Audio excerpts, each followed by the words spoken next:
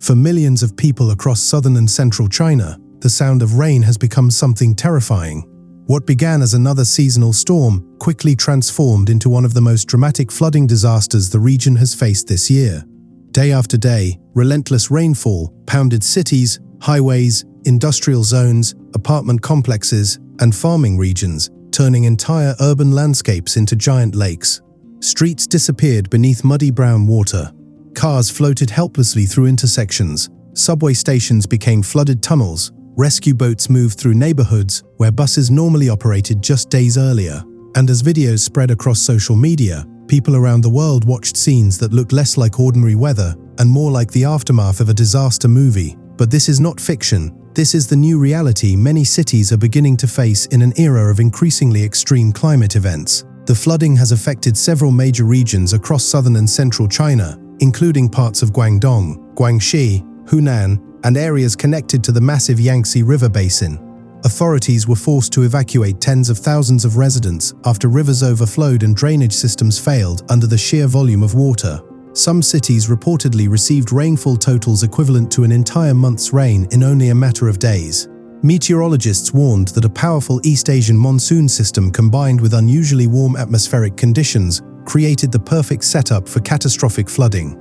To understand why these floods became so dangerous so quickly, you first need to understand how modern storms are changing.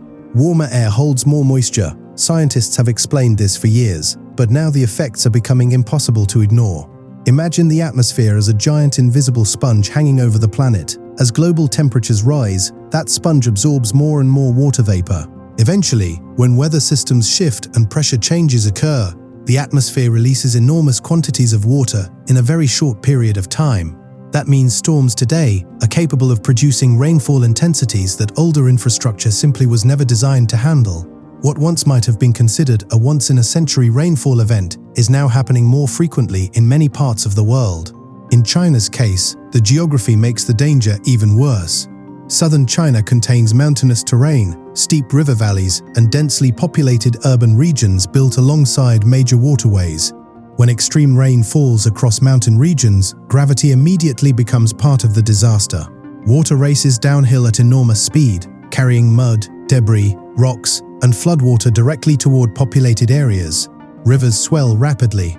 Smaller streams become violent currents. Urban drainage channels overflow almost instantly. And because many Chinese cities are extremely dense, millions of people can suddenly find themselves trapped inside flood zones with very little warning time. One of the most shocking aspects of this disaster is how vulnerable modern cities become once drainage systems fail. People often assume advanced urban centers are protected from natural disasters because they contain skyscrapers, highways, technology, and massive infrastructure projects. But ironically, modern urbanization can actually increase flood risk. Cities are covered in concrete, asphalt, steel and glass. Roads, parking lots, apartment complexes, shopping centers, factories, and industrial parks prevent rainwater from naturally soaking into the soil. Instead, water rushes across hard surfaces at high speed. Drainage systems are supposed to carry that water away safely. But when rainfall becomes too intense, those systems collapse under pressure. At that point, entire cities effectively become giant bowls filling with water. That is exactly what unfolded across several Chinese cities during this flooding crisis. Videos showed underground parking garages completely submerged within minutes. Water poured down subway entrances like waterfalls. Vehicles disappeared beneath floodwater so quickly that many drivers had no time to escape. In some neighborhoods, only the rooftops of parked cars remained visible above the waterline. Rescue teams used inflatable boats to navigate through residential districts where streets had vanished entirely beneath muddy currents. In multiple areas, authorities shut down public transportation because tunnels, rail systems, and roadways had become too dangerous to operate. One of the greatest dangers during urban flooding is the hidden infrastructure beneath the city itself. Modern cities rely heavily on underground systems. Electrical cables, sewage lines, subway tunnels, communication networks, parking garages, and storm drains all exist below the surface. Once floodwater invades those systems, the situation becomes extremely dangerous very quickly. Electrical failures can spread across entire districts. Sewage contamination creates major public health risks. Underground spaces can trap people with almost no escape routes. During rapid flooding events, water pressure inside tunnels can become deadly within minutes. That is why emergency officials repeatedly warned residents to avoid underground areas, low-lying roads, and flooded transportation systems. Drone footage from the disaster zones revealed scenes that looked almost surreal. Massive urban skylines rose above what appeared to be inland seas. Entire highways disappeared beneath floodwater. Bridges barely remained above raging currents. Industrial zones looked completely submerged. In some locations, floodwater swept through shopping centers, apartment basements, and public squares simultaneously. Rescue workers formed human chains to guide trapped residents through chest-deep water, while emergency crews rushed to reinforce riverbanks and monitor dams for signs of structural stress. The psychological impact on residents has also been enormous. Imagine sitting inside your apartment at night while hearing emergency sirens outside, rain pounding continuously against the windows, and floodwater rising through the streets below. Imagine checking your phone and seeing videos from nearby districts already underwater. Many families had only minutes to gather belongings before evacuation orders arrived. Others became trapped inside buildings waiting for rescue crews to reach them.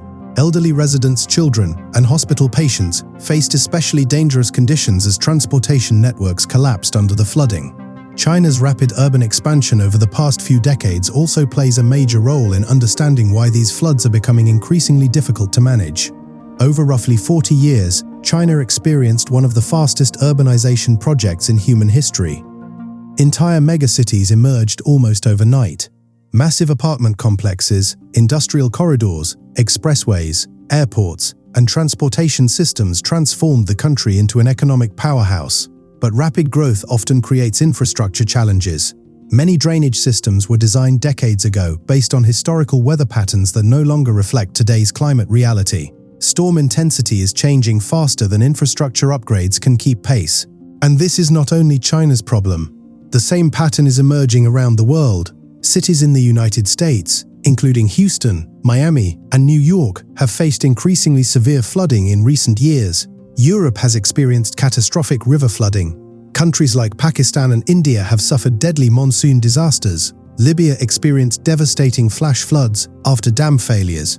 Across the globe, modern infrastructure is being tested by weather extremes that are becoming more intense and less predictable. Scientists say climate change is playing a major role in amplifying these disasters. Climate change does not simply mean hotter temperatures, it means a more unstable atmosphere. Some regions experience severe droughts while others receive overwhelming rainfall. Storm systems can become slower, wetter, and more destructive.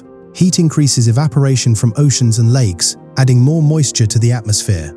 When storms finally release that moisture, the results can be catastrophic. Researchers have repeatedly warned that the global water cycle is intensifying, meaning both drought and flooding risks are increasing simultaneously. Another important factor in China's flooding situation is the country's massive river management system. China operates some of the largest dams, reservoirs, levees, and flood control systems in the world. These engineering projects are designed to regulate river flow, generate hydroelectric power, and protect cities from seasonal flooding. But during prolonged extreme rainfall, even massive flood control systems face enormous pressure. Reservoirs fill rapidly, river levels rise dangerously high, emergency water releases may become necessary. Engineers must constantly balance the risk of dam stress against downstream flooding risks. During major flood events, water management itself becomes a national emergency operation. Chinese authorities deployed enormous emergency response efforts as the flooding worsened. Rescue teams, military units, firefighters, medical crews, and disaster response agencies worked around the clock in affected regions. Tens of thousands of residents were relocated to temporary shelters. Emergency pumps were brought in to remove floodwater from transportation tunnels and underground facilities. Drones monitored riverbanks and infrastructure conditions from the air. Helicopters assisted rescue operations in isolated regions cut off by landslides and flood damage. Meanwhile, weather agencies continued issuing alerts warning that additional rainfall could trigger even more flooding and landslides. One particularly dangerous aspect of these storms is the risk of flash flooding in mountain regions. Flash floods are among the deadliest natural disasters because they develop extremely quickly. Water levels can rise within minutes, giving people little time to escape. Fast-moving water is incredibly powerful. Even relatively shallow currents can sweep away vehicles, destroy roads, and carry debris with deadly force. In mountainous terrain, floodwater can also trigger landslides that bury roads, homes, and infrastructure under mud and rock. Several affected Chinese regions faced simultaneous risks from both flooding and landslides during the disaster. The economic impact may also be enormous. Floods disrupt manufacturing, transportation, agriculture, and supply chains. China plays a central role in global manufacturing networks, meaning severe flooding can affect industries far beyond the disaster zone itself. Factories may shut down temporarily. Roads and railways become impassable. Ports experience delays. Agricultural land may remain waterlogged for weeks.